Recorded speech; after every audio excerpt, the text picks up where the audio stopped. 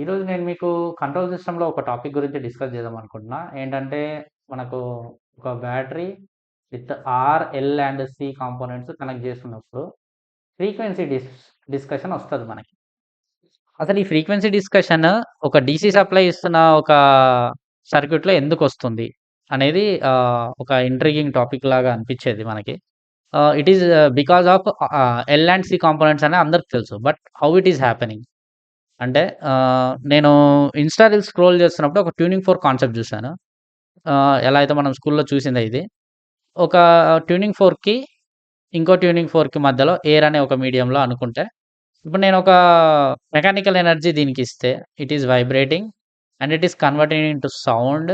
Sound waves లాగా travel అయ్యి, మళ్ళీ మెకానికల్ ఎనర్జీ లాగా కన్వర్ట్ బ్యాక్ అవుతుంది. సో, ఈడ ఒక కంప్లీట్ సైకిల్ లాగా ఫార్మ్ అవుతుంది. So, this cycle is happening at some speed గదా! సో, ఆ స్పీడ్‌నే అంటే ఈ సైకిల్స్ హ్యాపెనింగ్ పర్ సెకండ్‌నే మనం ఫ్రీక్వెన్సీ అని అంటాం. అంటే లైక్ ఇప్పుడొక ఫుల్లీ చార్జ్డ్ కెపాసిటర్‌ని ఒక అన్‌చార్జ్డ్ ఇండక్టర్ అంటే charged in the sense unmagnetized ఇండక్టర్‌తో కనెక్ట్ చేసినప్పుడు దీని యొక్క ఎలక్ట్రిక్ ఫీల్డ్ అనేది మ్యాగ్నెటిక్ ఫీల్డ్ లాగా కన్వర్ట్ అవుతుంది. అండ్ దీని మ్యాగ్నెటిక్ ఫీల్డ్ అనేది మళ్ళీ ఎలక్ట్రిక్ ఫీల్డ్ లాగా కన్వర్ట్ అవుతుంది. సో, ఇలా ఈ ఆసిలేషన్స్ అనేవి ప్రొడ్యూస్ అవుతది. So, it is happening at some speed and that is called system natural frequency under root L by C. ఇది ఓకే. ఇది మనకి తెలిసిందే. So, what is resistance doing here? Resistance ఏం చేస్తుంది? రెసిస్టెన్స్ అనేది ఈ ఎలక్ట్రికల్ ఎనర్జీని సమ్ ఫార్మ్ ఆఫ్ హీట్ రూపంలో బయటికి డిసిపేట్ చేస్తుంది.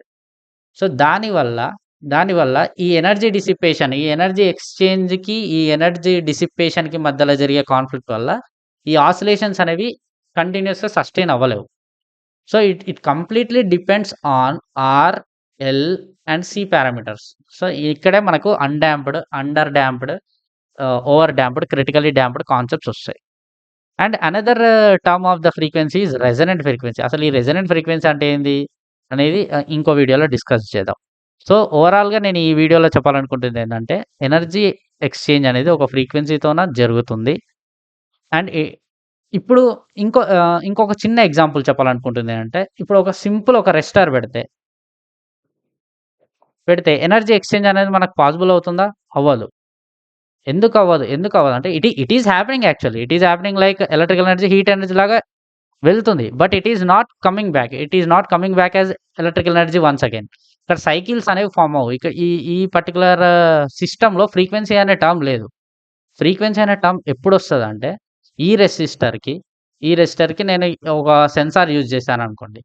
దీని దగ్గరలో అంటే దీని యొక్క ఎన్విరాన్మెంట్‌లో ఒక హీట్ టు ఎలక్ట్రికల్ సెన్సార్ ఒకటి కనెక్ట్ చేసి అండ్ మళ్ళీ నేను ఆ సర్క్యూట్‌ని ఈ సర్క్యూట్‌కి అటాచ్ చేస్తే అంటే లైక్ ఇక్కడ electrical energy to heat energy and heat energy to electrical energy ఒక సైకిల్ నేను ఫార్మ్ చేయగలుగుతున్నా. సో, ఈ ఓవరాల్ సిస్టమ్‌లో నీకు మళ్ళీ ఫ్రీక్వెన్సీ కాన్సెప్ట్ అని వస్తది. ఎందుకంటే ఎలక్ట్రికల్ ఎనర్జీ హీట్ లాగా మారుతుంది and heat coming back as electrical. So that is what I want to say from this video. Correct me if I am wrong.